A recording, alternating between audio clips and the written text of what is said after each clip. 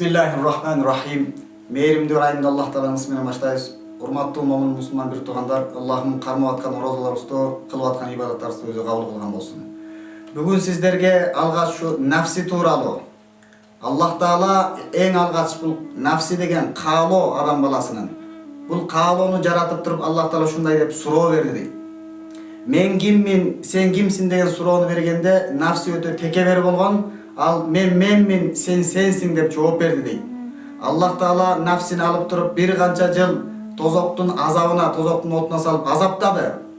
Bирок ошончо азапталгандан кийин дагы nafsiden кайра суроо берип, мен киммин, сен кимсиң дегенде nafsi өзүнүн айтканынан кайтпастан менмин, сен сенсиң деген суроону кайра берди. Allah Taala дагы бир жолу отко салып азаптагандан кийин чыгарып дагы сураганда nafsi айтканынан кайткан жок. Менмин sen sensin degенден башканы билбеди. Ошондо Аллах Таала 3-чү жолкусунда аны ачкачылык менен азаптады. Качан ал ачка болуп алсырагандан кийин Аллах Таала суроосун кайталап, мен киммин, сен кимсиң дегенде, сен менин ырайымдуу боорукер Аллахымсың, Роббимсиң, мен сенин алсыз пендеңмин деген нерсени сөздү айтып моюнуна алды. Демек кээде биздин азоо аттай алкынган биздин нафсибизди башка нерселер токтото албаса дагы ачкалык, ачка калуу, чаңко, мындайча айтканда орозо кармоо ошол нафсибизди тыят. Ошол орозо биздин нафсибизди тарбиялайт. Рамазан сөзүн аалымдар чечмелеп, Рамазан 5 тамгадан турат.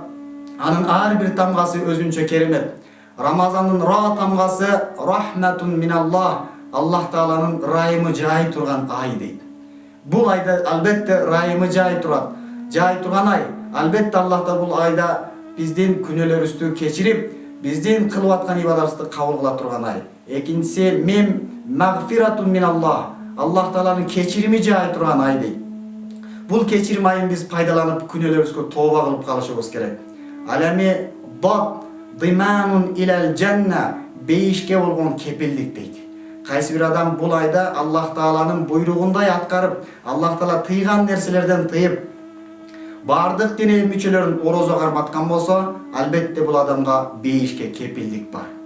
Алиф аманун минаннар, бул тозоктон аман калуу, Аллах Тааланын астында күнөөлөрдөн арылып, тазарып, Алланы ыраазы кылып, тозоктон кутула турган, тозоктон аман кала турган ай. Акыркысы нун, нурун миналлах, Аллах Тааладан болгон нур айы дейт. Бул нур деген албетте Куран өзү нур. Куран Рамазан айынын улугу дагы шахру Рамазан аллази унзила фихил Куран. Бу Рамазан айы ал айда Куран түшүрүлгөн дейт. Рамазандын ыйыктыгынын бири дагы Куран ушул айда түшүрүлгөн. Андан кийин бул айдын ичинде Кадыр түн бар.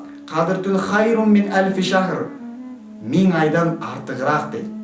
Бул биздин жашообузда 84 жылга барабар болгон өмүр экен. Кайсы бир адам бул жашоосунда 84 жыл жашайбы, жашабайбы эч ким билбейт. Бирок ким пайдаланып бул Кадыр түнү ибадат кылып калган болсо, албетте ал 84 жыл жакшылык ибадаттарды кылды деген соопко ээ болот.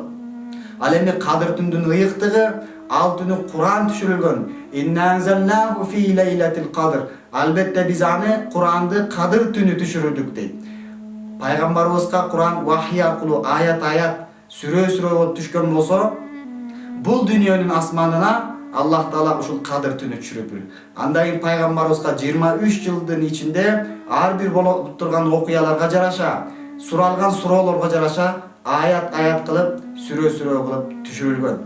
Ошол себептен биз бул Рамазан айын дагы бир Куранды кайра бир окуп, бул Куранда Аллах Таала бизге эмне дептир? Куранды мусулмандар бир гана өлгөн жерлерде окула турган китеп эмес экен, балким биздин жашоо мыйзамы экенин. Анын ичинде Аллах Таала бизге кээ бир нерселерди буйруган, кээ бир нерселерден тыйган. Ошол нерселерди үйрөнүү үчүн бул айда көбүрөөк Куран окуп, такыр анын арабчасын окуй албай турган болсок, жок дегенде кыргызча маанилерин окуп, аны түшүнүп, Кудай Таалага бир кадам болсо да жакындап, Аллах Тааланын парз кылган ибадаттарына жакындап, Аллах Таала тыйган арам иштерден алыс болууга аракет кыла турган ай.